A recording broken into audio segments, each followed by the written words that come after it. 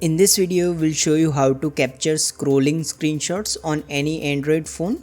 So if you are on a web browsers such as Google Chrome, you already get the scrolling screenshot option in the menu bar. So let's say you want to capture this entire page.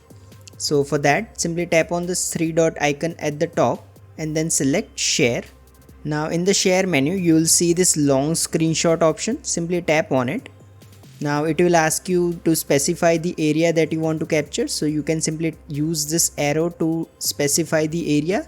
Now simply tap on this right icon here and your screenshot will be captured. You can then delete, save or share the screenshot from here.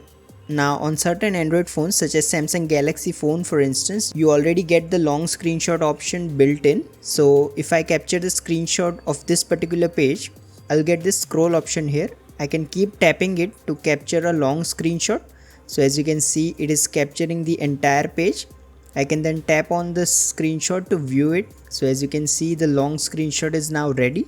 Now if your phone doesn't have this option, you can download a third-party app. So simply download this Screen Master app from the Google Play Store and then open it.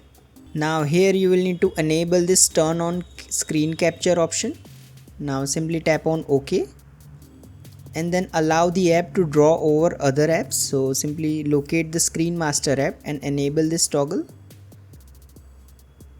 Now allow all the necessary permission it needs. Once you have done that, simply go to the page where you want to capture the screenshot. Now you should see this floating icon, which is the Screen Master icon. Simply tap on it. If you find this video useful, please don't forget to like and subscribe to Glitch Guru.